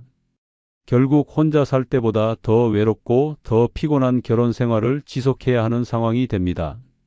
재혼을 고민하고 있다면 반드시 상대방이 집안일을 할 의지가 있는 사람인지 확인해야 합니다. 나중에 하면 달라지겠지라는 기대는 절대 하지 마세요. 바뀌지 않습니다. 평생 가정부처럼 살아야 하는 삶을 원치 않는다면 결혼 전에 확실히 짚고 넘어가야 합니다. 집안일을 함께하지 않는 배우자와 살면서 후회하는 순간이 오면 이미 늦은 겁니다. 다섯 번째는 재산 문제로 다툼이 생길 때입니다. 노년에 재혼을 결심할 때 많은 사람이 이 나이에 돈 때문에 싸우겠어? 라고 생각합니다. 하지만 현실은 다릅니다. 돈 문제가 생기는 순간 부부 사이의 신뢰는 산산조각 나고 사랑은 순식간에 증오로 변합니다. 재혼 후 상대방이 재산에 대해 지나치게 관심을 보이거나 나의 돈을 당연한 듯 쓰려 하는 모습을 보게 되는 순간 후회는 걷잡을 수 없이 밀려옵니다. 이 사람이 날 사랑한 게 아니라 내 돈을 원했던 건가? 이런 의심이 들기 시작하면 함께하는 시간이 불편해지고 말 한마디에도 날이 서기 시작합니다. 상대방이 경제적으로 힘든 상황이라는 걸 알고 있었지만 설마 이렇게까지 부담이 될 줄은 몰랐습니다. 처음에는 작은 돈 문제였지만 점점 요구하는 금액이 커지고 어느 순간 내 노후 자금이 빠르게 줄어들고 있음을 깨닫게 됩니다. 나는 평생을 아끼며 살았는데 이 사람은 왜 이렇게 쉽게 내 돈을 쓰는 거야? 더 심각한 문제는 배우자의 가족이 개입할 때입니다. 상대방의 자녀나 친척들이 경제적 도움을 요청하기 시작하면 상황은 더욱 악화됩니다. 처음에는 한두 번 돕는 것으로 끝날 줄 알았지만 어느새 습관처럼 반복되면서 부담이 점점 커집니다. 도와주지 않으면 배우자는 불만을 품고 도와주면 내 재산이 빠져나가는 것을 속수무책으로 지켜봐야 합니다. 결국 내가 이 결혼에서 잃는 게 더 많은 건가? 재산 문제는 감정적인 갈등을 넘어 법적 다툼으로 이어질 수도 있습니다. 재혼 후 배우자가 재산 분할을 요구하거나 심지어 나 몰래 내 명의의 재산을 손대려 한다면 그런 순간이 찾아오면 모든 것이 무너집니다. 한평생 피땀 흘려 모은 돈을 지키기 위해 법적 싸움을 해야 하는 상황이 오면 그때야 비로소 재혼을 후회하지만 이미 늦었습니다. 심지어 배우자가 나보다 먼저 세상을 떠날 경우 남은 가족들이 상속 문제로 갈등을 일으킬 수도 있습니다. 상대방의 자녀들이 이 돈은 우리 부모님 몫이니 돌려달라고 요구하는 순간 인생 최악의 후회를 하게 될 것입니다. 사랑해서 결혼했지만 결국 돈 때문에 피 말리는 싸움을 하게 되는 것입니다. 차라리 혼자 살았더라면 이런 스트레스는 없었을 텐데 재혼을 고려하고 있다면 반드시 돈 문제를 사전에 철저히 정리해야 합니다. 배우자가 경제적으로 독립할 능력이 있는지, 재산을 어떻게 관리할 것인지, 법적 보호를 받을 방법이 있는지를 명확히 해야 합니다. 감정에 휩쓸려 결혼했다가 재산을 빼앗기고 후회해도 그때는 이미 돌이킬 수 없습니다. 돈이 없으면 싸우고 돈이 많으면 빼앗기려는 사람이 생깁니다. 재혼이 행복이 아니라 고통이 되지 않으려면 무엇보다도 재산 문제를 먼저 따져봐야 합니다. 여섯 번째는 서로의 생활 방식 차이가 클 때입니다. 재혼을 결심할 때 많은 사람이 서로 맞춰가면 되겠지 라고 생각합니다. 하지만 현실은 그리 단순하지 않습니다. 나이가 들수록 생활 방식은 고착화되기 마련이고 바꾸려 해도 쉽게 바뀌지 않습니다. 재혼 후 함께 살면서 상대방의 생활 습관이 나와 너무 다르다는 걸 깨닫는 순간 후회는 피할 수 없게 됩니다. 이렇게까지 안 맞을 줄 알았다면 혼자 사는 게 나았을 텐데. 잠자는 시간부터 식사 습관, 청소 방식, 돈 쓰는 방식, 심지어 TV 채널 선택까지 사사건건 부딪히기 시작합니다. 나는 일찍 자고 일찍 일어나는 타입인데 배우자는 늦게까지 TV를 보다가 한밤중에 냉장고를 뒤지는 타입이라면 처음에는 이해하려고 노력하지만 몇 달이 지나면 짜증이 치밀어 오릅니다. 대체 왜 이렇게 사는 거야? 식사 문제도 심각합니다. 나는 집에서 조용히 밥을 먹고 싶지만 배우자는 매번 외식을 원합니다. 나는 깔끔한 집을 유지하고 싶은데 배우자는 물건을 아무 데나 놓고 정리하는 습관이 없습니다. 이런 차이들이 하루 이틀 겪으면 참을 만하지만 평생을 함께해야 한다고 생각하면 한숨이 절로 나옵니다. 더 황당한 순간은 배우자가 내 생활 방식을 바꾸려 들 때입니다. 이 나이에 내가 왜 바꿔야 하지? 라는 생각이 들면서 반발심이 생깁니다. 하지만 상대방도 같은 생각을 하고 있으니 결국 끊임없는 다툼이 시작됩니다. 한쪽이 양보하면 해결될 문제 같지만 나이가 들수록 서로의 고집은 강해지고 작은 차이조차 극복하기 어려워집니다. 서로 적당히 맞춰가며 살면 된다고? 그게 말처럼 쉬우면 이런 고민도 없겠지. 심지어 생활 방식 차이가 취미 생활이나 사회생활로까지 이어질 수도 있습니다. 나는 조용한 취미를 즐기고 싶은데 배우자는 친구들을 집에 자주 초대하거나 시도 때도 없이 외출을 요구할 수도 있습니다.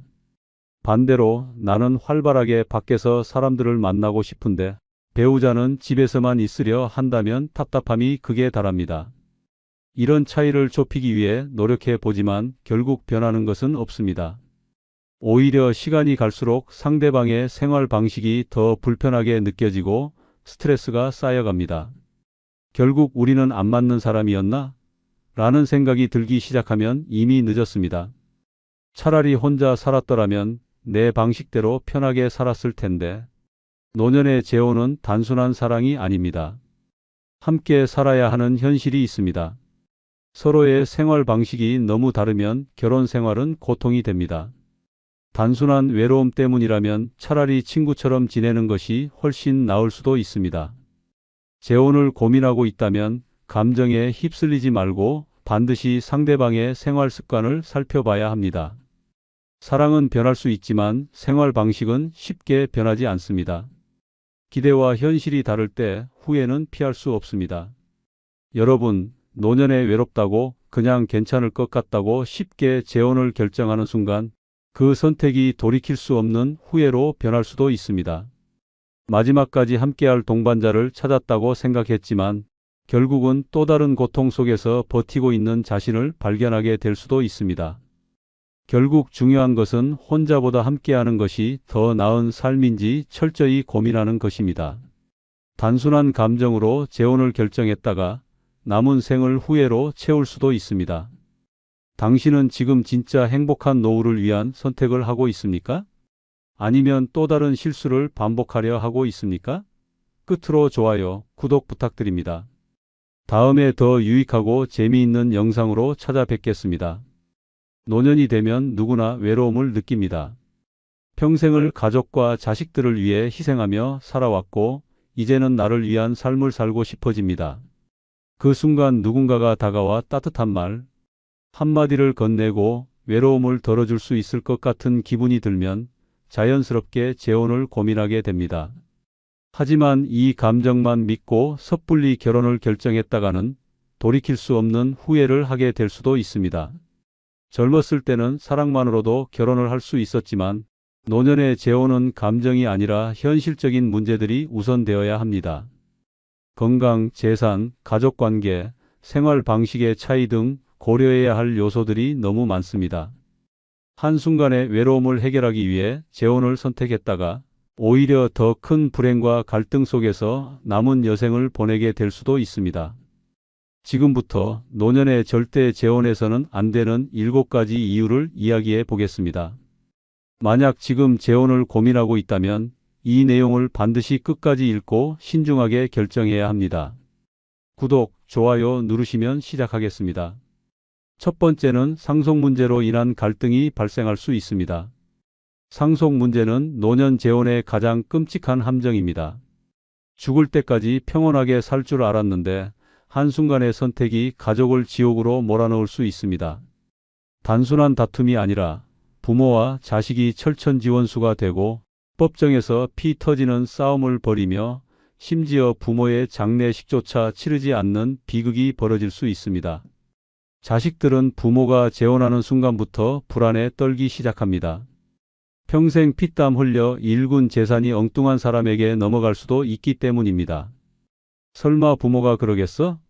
라고 생각할 수도 있지만 현실은 냉혹합니다. 새 배우자는 처음엔 다정하게 다가오지만 결국 돈 문제 앞에서 본색을 드러냅니다. 경제권을 쥐고 자식들을 배제하거나 교묘하게 부모를 조종해 재산을 가로채는 경우가 허다합니다. 심지어 일부러 부모를 고립시켜 자식들과 연락조차 못하게 만드는 일도 있습니다. 더 무서운 건 사망 후 벌어지는 상속 전쟁입니다. 평생 자식을 위해 살아온 부모가 재혼을 한 순간 자식들은 재산을 지키기 위해 전쟁터에 내몰립니다.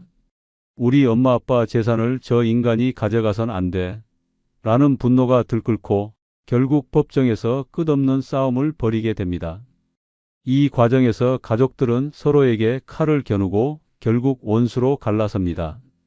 장례식장에서 싸움이 벌어지는 건 기본이고 어떤 경우엔 부모가 죽었어도 그 사실조차 모르는 일까지 생깁니다. 더 끔찍한 사례도 있습니다.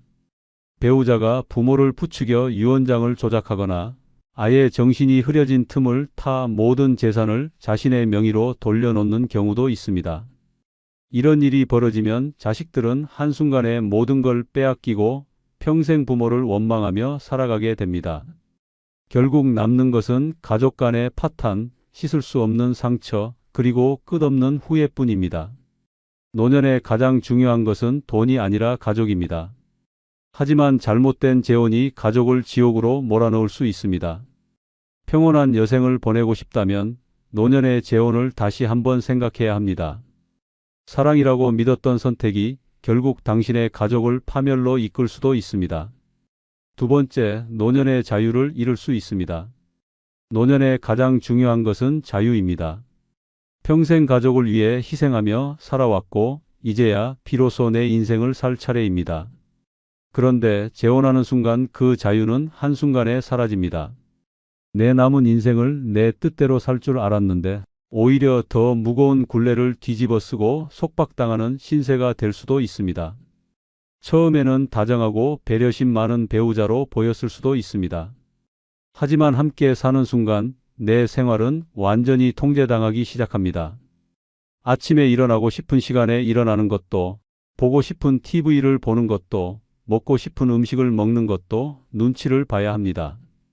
여행이라도 가려 하면 왜 나를 두고 가냐? 는 불만이 쏟아지고 친구를 만나러 나가려 하면 늙어서 철없는 짓 한다며 잔소리가 쏟아집니다. 내 인생인데 왜 허락을 받아야 하는 걸까요? 더 끔찍한 건 상대 배우자의 가족까지 내 삶에 끼어든다는 것입니다. 나와는 전혀 상관없는 사람들까지 어른이 그러면 안 된다. 이런 행동은 자제해야 한다라며 간섭을 시작합니다. 내가 내 돈으로 무엇을 사든 어디를 가든 누구를 만나든 감시당하는 기분이 들기 시작합니다. 혹시라도 상대방이 나보다 건강이 안 좋다면 이제부터는 24시간 간병인이 되어야 합니다. 내 몸 하나 간수하기도 힘든데 남의 병수발까지 떠안고 남은 인생을 병원과 집에서 보내야 합니다. 결국 자유롭고 행복한 노년은커녕 또 한 번의 희생과 인내의 삶이 시작되는 것입니다. 이혼이 쉬운 것도 아닙니다. 젊었을 때야 감정이 식으면 갈라서면 그만이었지만 노년에는 이혼조차 쉽지 않습니다. 주변의 시선도 부담스럽고 법적으로도 복잡한 문제가 얽혀 있으며 무엇보다 정작 이혼을 하고 나면 혼자 남겨지는 것이 두려워질 수도 있습니다. 그러다 보니 참고 살 수밖에 없고 그럴수록 내 삶은 점점 더 갇혀버립니다. 노년의 재혼은 새로운 행복의 기회가 아니라 또 다른 속박이 될 가능성이 큽니다. 이제라도 나를 위해 살아야 할 시간입니다. 내 인생을 온전히 나 자신을 위해 쓰고 싶다면 재혼을 다시 한번 생각해 보아야 합니다. 사랑보다 소중한 것은 자유이며 한번 잃어버린 자유는 다시 돌아오지 않습니다. 세 번째, 새로운 배우자의 자녀와 갈등이 생길 수 있습니다. 재혼은 단순히 두 사람만의 문제가 아닙니다. 특히 노년에 재혼할 경우 서로의 자녀들이 가장 큰 걸림돌이 될 수 있습니다. 처음에는 다들 이해한다고 말할 수도 있습니다. 하지만 막상 현실이 닥치면 자녀들 사이의 갈등은 상상을 초월할 정도로 심각해질 수 있습니다. 단순한 의견 충돌이 아니라 서로 원수가 되는 상황까지 벌어질 수도 있습니다. 재혼과 동시에 두 가정이 하나가 되는 순간 기존의 가족 질서는 완전히 무너집니다. 상대방의 자녀들은 우리 부모를 빼앗겼다는 생각을 하게 되고 이로 인해 보이지 않는 적대감이 쌓이기 시작합니다. 한 지붕 아래에서 생활할 경우 작은 생활 습관 하나에도 불만이 생길 수 있습니다. 우리 부모님은 이런 스타일이 아닌데 왜 저렇게 행동하지? 라는 사소한 의심이 점점 커지면서 감정의 골이 깊어지는 것입니다. 더구나 자녀들이 성인이더라도 부모의 재혼을 달갑게 받아들이는 경우는 드뭅니다. 오랫동안 자신이 부모를 챙겨왔는데 갑자기 낯선 사람이 등장하면서 부모의 관심과 애정을 빼앗긴다고 느끼기 때문입니다. 하지만 진짜 문제는 돈입니다. 부모가 재혼하는 순간 자녀들은 자연스럽게 상속 문제를 걱정하기 시작합니다. 우리 부모의 재산이 저쪽 가족으로 넘어가는 건 아닐까? 라는 불안이 생기고 이것이 곧 분쟁으로 이어집니다. 특히 상대 배우자의 자녀가 재산 문제를 직접 거론하거나 부모를 이용하려 한다는 의심이 들기 시작하면 갈등은 걷잡을 수 없이 커집니다. 한순간에 오해가 깊은 상처를 남기고 서로를 경계하며 감시하는 분위기가 형성될 수도 있습니다. 부모가 아직 살아있는데도 자녀들 사이에서는 재산 문제로 얼굴을 붉히는 일이 벌어집니다. 더 큰 문제는 부모가 한쪽 편을 드는 순간 발생합니다. 자녀들은 평생 부모를 위해 헌신했는데 어느 날 갑자기 새로운 가족이 등장하면서 자신이 소외된다고 느끼면 분노가 쌓이기 시작합니다. 상대 배우자의 자녀와 싸우는 것이 아니라 이제는 부모에게까지 원망이 향하게 됩니다. 우리 엄마 아빠는 저쪽 편이구나라는 생각이 들면 그동안 쌓아온 신뢰는 무너지고 부모와의 관계도 멀어질 수밖에 없습니다. 재혼 후 자녀들이 왕래를 끊거나 명절이나 기념일에도 얼굴을 보지 않는 경우가 많습니다. 부모 입장에서는 재혼으로 외로움을 달래려 했는데 오히려 친자식들과 멀어지는 최악의 결과를 맞이하는 것입니다. 결국 새로운 배우자를 얻었지만 평생을 함께했던 자녀들과 멀어지는 상황이 벌어지고 맙니다. 더 나아가 배우자와의 관계가 악화될 경우 자녀들에게 돌아갈 곳조차 없어진다는 사실을 깨닫게 될 수도 있습니다. 재혼은 결코 두 사람만의 사랑 이야기로 끝나지 않습니다. 서로의 자녀들까지 엮이면서 복잡한 이해관계가 형성됩니다. 단순한 갈등이 아니라 평생 함께했던 가족이 원수가 되는 상황까지 갈 수 있습니다. 네 번째는 노년의 삶에서 예상치 못한 변수가 많아질 수 있습니다. 노년의 재혼은 새로운 행복을 꿈꾸며 시작하지만 현실은 전혀 다를 수 있습니다. 인생은 예측할 수 없는 변수들로 가득 차 있으며 노년에는 그 변수가 더욱 예리하게 작용합니다. 평생 쌓아온 삶의 기반이 무너지고 예상치 못한 상황들이 연이어 터지면서 남은 인생이 엉망이 될 수도 있습니다. 처음에는 서로 의지하며 행복한 시간을 보낼 것이라 생각합니다. 하지만 시간이 지날수록 크고 작은 문제가 쌓여갑니다. 건강이 악화될 수도 있고 배우자의 가족이 갈등을 일으킬 수도 있으며 심지어 경제적인 문제까지 예상치 못한 방향으로 흘러갈 수 있습니다. 젊었을 때는 문제가 생겨도 다시 시작할 수 있지만 노년에는 되돌릴 시간도 기력도 부족합니다. 한번 꼬이기 시작하면 끝없이 추락하는 기분을 느낄 수도 있습니다. 건강 문제는 가장 큰 변수 중 하나입니다. 재혼한 배우자가 갑자기 병을 앓게 된다면 그 순간부터 내 삶은 희생으로 바뀝니다. 하루아침에 병원과 집을 오가는 간병인이 되어야 하고 내 건강도 망가질 수 있습니다. 혹여나 내가 먼저 건강이 나빠진다면 상대 배우자가 끝까지 나를 돌봐줄 거라 확신할 수 있을까요? 오히려 책임을 회피하거나 내 자식들에게 부담을 떠넘기려 할 수도 있습니다. 결국 의지할 곳도 없이 고통 속에서 외로운 노년을 보내게 될 수도 있습니다. 경제적인 변수도 무시할 수 없습니다. 재혼한 배우자가 본인의 빚을 숨겼거나 경제적으로 기대려 한다면 어떻게 될까요? 한순간의 방심이 나를 경제적 파탄으로 몰아갈 수도 있습니다. 평생 아끼고 모아온 재산이 예상치 못한 이유로 사라질 수도 있으며 심지어 법적 분쟁까지 얽힌다면 그야말로 최악의 상황이 벌어집니다. 나 하나만 챙기기도 어려운 나이에 타인의 경제적 문제까지 떠안아야 한다면 남은 여생이 결코 평온할 수 없습니다. 더 큰 문제는 인간관계에서 터지는 변수들입니다. 배우자의 자녀들이 경제적 지원을 요구하거나 가족 간의 갈등이 깊어질 수도 있습니다. 내 자녀들과 배우자의 자녀가 반목하며 결국 가족 관계가 완전히 깨질 수도 있습니다. 심지어 배우자가 본인의 가족을 내 삶에 끌어들이며 나를 고립시키는 경우도 있습니다. 이런 예상치 못한 갈등 속에서 스트레스는 쌓이고 결국 정신적 고통까지 겪게 됩니다. 노년의 재혼은 달콤한 환상일 수도 있습니다. 하지만 그 이면에는 수많은 변수들이 도사리고 있습니다. 젊었을 때는 극복할 수 있는 문제들도 노년에는 감당하기 힘든 짐이 될 수 있습니다. 새로운 사랑을 찾아 떠나는 길이 결국은 고통의 길이 될 수도 있습니다. 인생의 마지막을 후회로 가득 채우고 싶지 않다면 노년의 재혼은 더욱 신중하게 고민해야 합니다. 다섯 번째는 남은 여생을 오롯이 나를 위해 사용할 수 없습니다. 노년의 가장 중요한 것은 나 자신을 위해 사는 것입니다. 평생 자식과 가족을 위해 희생하며 살았다면 이제는 남은 시간이라도 온전히 내 삶을 즐겨야 합니다. 하지만 재혼하는 순간 그 마지막 기회마저 사라질 수 있습니다. 더 이상 내 뜻대로 살아갈 수 없으며 또다시 누군가를 위해 희생해야 하는 삶이 시작될 수도 있습니다.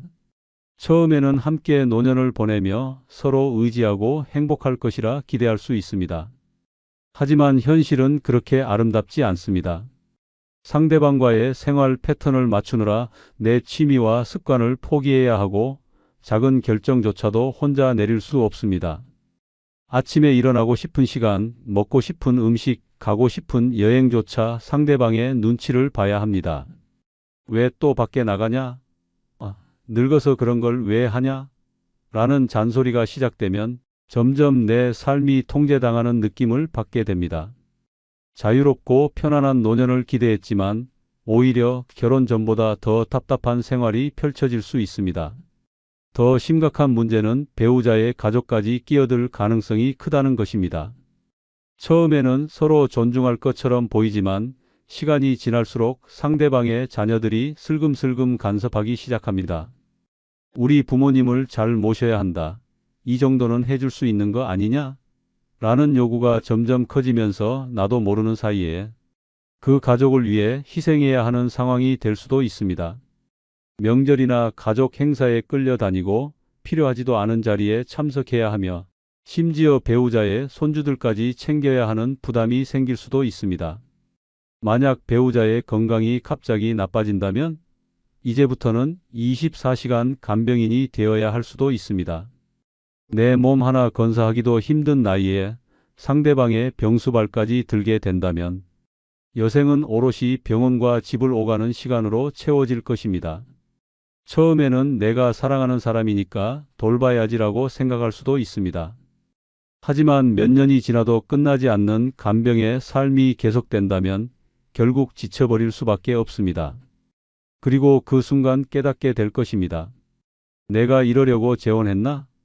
반대로 내가 먼저 건강이 나빠진다면 배우자가 끝까지 나를 책임져 줄까요? 일부는 그렇겠지만 상당수는 부담을 느끼고 뒷걸음질 칠 가능성이 높습니다. 심한 경우 나를 요양원에 보내려 하거나 내 자녀들에게 떠넘기려 할 수도 있습니다. 결국 기대했던 안정된 노년은커녕 더 큰 불안 속에서 외롭게 살아가야 할 수도 있습니다. 또한 내 남은 인생을 어떻게 보낼지 스스로 결정할 수 없다는 것도 큰 문제입니다. 재혼하지 않았다면 내가 가고 싶은 곳으로 여행을 떠나고 배우고 싶은 걸 배우며 자유롭게 살 수 있습니다. 하지만 재혼 후에는 모든 것이 상대방과의 합의가 필요합니다. 혼자 여행을 가고 싶어도 왜 나를 두고 가냐는 불만이 터져 나오고 새로운 취미를 시작하려 해도 그게 뭐가 중요하냐며 관심조차 받지 못할 수도 있습니다. 결국 나를 위해 살려고 했던 계획들이 하나둘씩 사라지고 남은 여생은 또다시 남을 위한 시간이 되어버립니다. 노년의 재혼은 단순히 사랑의 문제가 아닙니다. 내 남은 인생을 어떻게 살아갈 것인가의 문제입니다. 새로운 배우자가 생기면서 내 인생의 주인공이 내가 아니라 상대방이 될 수도 있습니다. 다시 한번 남을 위해 헌신하는 삶을 살 것인가? 아니면 남은 시간만큼은 온전히 나를 위해 살 것인가? 그 선택은 신중해야 합니다. 한번 재혼하면 내 여생은 돌이킬 수 없을 수도 있습니다. 여섯 번째는 연애 감정이 오래 지속되지 않을 수도 있습니다. 노년의 재혼을 결심하는 가장 큰 이유 중 하나는 외로움입니다. 새로운 사람과 함께하면 마음이 든든할 것 같고 사랑이 다시 찾아온 것처럼 느껴질 수도 있습니다. 하지만 문제는 그 감정이 오래 지속되지 않을 수도 있다는 것입니다. 젊었을 때도 사랑이 식으면 다투고 갈등이 생겼는데 노년에는 상황이 훨씬 더 심각할 수 있습니다. 기대했던 달콤한 연애 감정은 빠르게 사라지고 남은 것은 후회뿐일 수도 있습니다. 처음에는 모든 것이 새롭고 설렙니다. 상대방의 작은 배려에도 감동하고 함께하는 시간이 즐겁습니다. 하지만 재혼 후 현실적인 문제들이 하나둘씩 드러나기 시작하면 감정이 급속도로 식을 가능성이 높습니다. 서로 살아온 방식이 다르기에 사소한 생활 습관 차이도 쉽게 갈등으로 번질 수 있습니다. 이불을 어떻게 개는지, 밥을 어떻게 먹는지, TV를 볼 때 채널을 누가 잡을지 같은 사소한 문제들조차 큰 다툼의 원인이 됩니다. 연애 시절에는 이해할 수 있을 것 같았던 것들이 함께 살면서는 절대로 받아들일 수 없는 문제가 되어버릴 수 있습니다. 가장 큰 문제는 노년의 연애 감정은 젊었을 때보다 훨씬 빨리 사라질 수 있다는 것입니다. 젊었을 때는 서로를 향한 열정과 기대가 크기에 감정이 오래 지속될 수 있지만 노년에는 신체적 변화, 건강 문제, 성격 차이 등이 감정을 빠르게 식게 만듭니다. 결혼 전에는 상대방이 이해심 많고 다정해 보였는데 막상 함께 살다 보면 본성이 드러나고 점점 잔소리가 늘어납니다. 특히 젊었을 때 형성된 성격은 바뀌기가 어렵기 때문에 서로 고집을 꺾지 못하고 갈등이 더욱 깊어질 수 있습니다. 만약 상대방이 처음에는 다정했지만 시간이 지나면서 점점 무관심해지거나 거칠어지면 어떻게 될까요? 연애할 때는 애틋했던 사람이 결혼 후에는 무심하고 차갑게 변할 수도 있습니다. 때로는 이 사람이 원래 이런 사람이었나? 라는 생각이 들 정도로 실망할 수도 있습니다. 젊었을 때야 헤어지면 그만이지만 노년에는 이미 너무 많은 것을 공유하고 얽혀 있어서 쉽게 갈라설 수도 없습니다.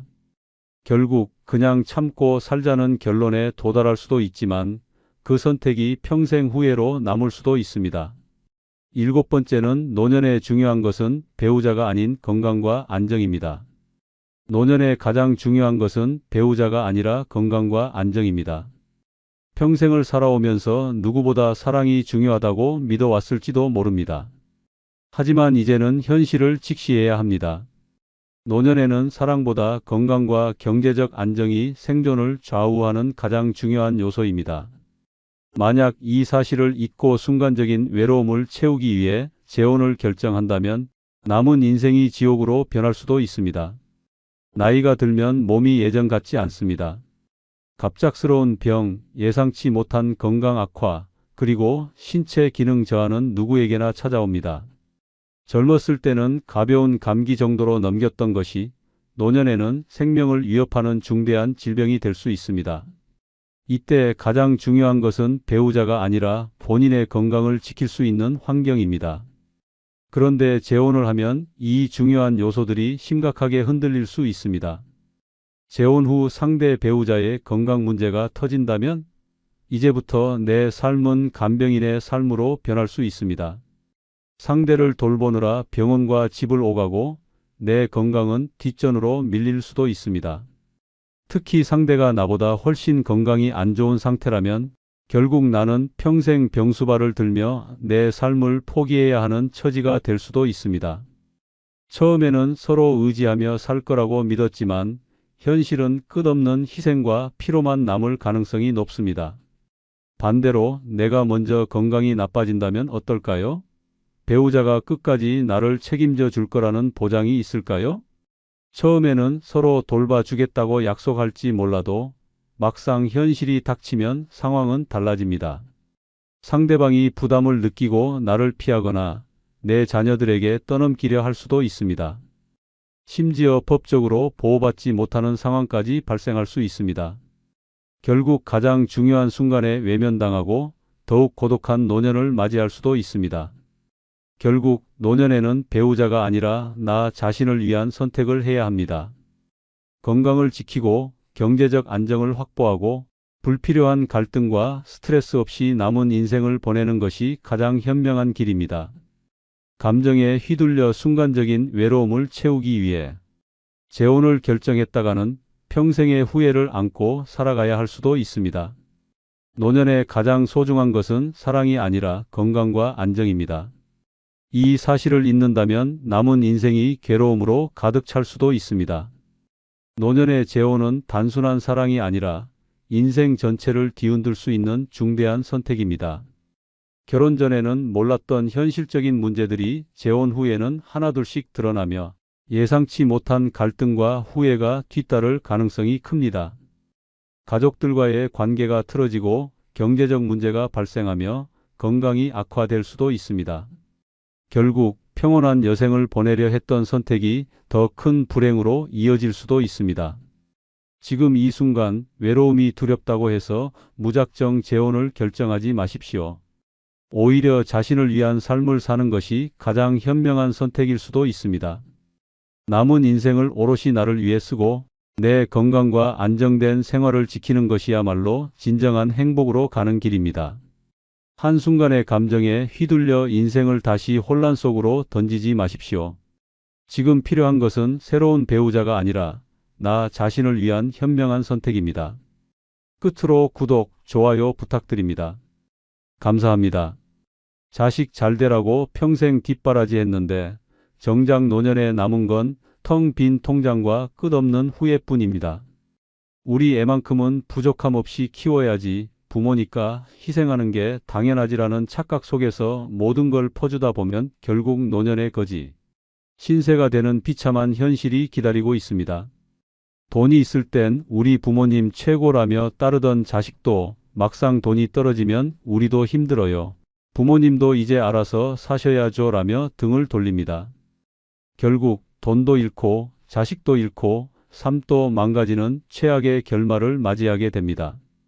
자식 결혼자금, 집 장만, 손주 돌봄, 사업 자금 지원까지 부모라는 이유로 희생하는 순간 당신의 노후는 산산조각 납니다. 하지만 더 끔찍한 건 그렇게 모든 걸 바쳤는데도 자식이 부모를 책임져 주지 않는다는 것입니다. 돈이 떨어지는 순간 부모는 짐이 됩니다. 지금이라도 정신을 차려야 합니다. 자식을 위한다고 희생하다 보면 결국 당신만 파산하고 외면당하게 됩니다. 노년의 거지가 되지 않으려면 반드시 이 7가지 실수를 피해야 합니다. 첫 번째, 자식 결혼자금 대주다가 노후 파산당하기입니다. 자식 결혼자금을 대주는 순간 당신의 노후는 끝장날 수도 있습니다. 평생 피땀 흘려 모은 돈을 단번에 쏟아붓고 나면 남는 건 후회뿐입니다. 결혼은 부모가 도와줘야 하는 거 아니냐? 라는 착각이 당신을 파산으로 몰아넣습니다. 이제 냉정하게 생각해야 합니다. 결혼은 부모가 아니라 자식이 책임져야 하는 인생의 선택입니다. 하지만 많은 부모들은 자식이 결혼할 때 집을 사줘야 하고 혼수를 해줘야 하고 결혼식 비용까지 부담해야 한다고 생각합니다. 그러면서 노후를 위해 모아둔 돈을 선뜻 내어줍니다. 하지만 그 돈을 주고 나면 당신을 책임져 줄 사람은 아무도 없습니다. 부모가 결혼 자금을 대주는 순간 자식은 그것을 당연하게 여깁니다. 처음엔 너무 감사해요 라고 말할지 모르지만 시간이 지나면 그 돈을 받은 기억조차 희미해집니다. 그리고 당신이 경제적으로 어려워졌을 때 그들은 말합니다. 우리도 사정이 어려워요. 한번 생각해 보십시오. 당신이 결혼할 때 부모님이 집을 사주셨습니까? 혼수까지 다 챙겨주셨습니까? 과거에는 스스로 해결하는 것이 당연했습니다. 그런데 왜 당신은 자식에게 모든 걸 퍼주려고 합니까? 더 끔찍한 현실이 있습니다. 결혼 자금을 대줬는데도 결국 이혼하는 경우가 많습니다. 수억 원을 들여 결혼을 시켰는데 몇 년 만에 이혼하고 다시 돌아오는 경우가 허다합니다. 그러면 당신이 준 돈은 어떻게 됩니까? 이미 사라지고 없습니다. 그 돈을 다시 돌려받을 수도 없습니다. 당신만 바보가 되는 것입니다. 노후에 가장 중요한 것은 내가 쓸 돈을 지키는 것입니다. 자식이 결혼할 때 부모의 도움 없이 스스로 준비하는 법을 배우도록 해야 합니다. 그렇지 않으면 당신은 돈을 주고도 서운함과 배신감만 남는 처참한 결말을 맞이하게 될 것입니다. 이제는 정신을 차려야 합니다.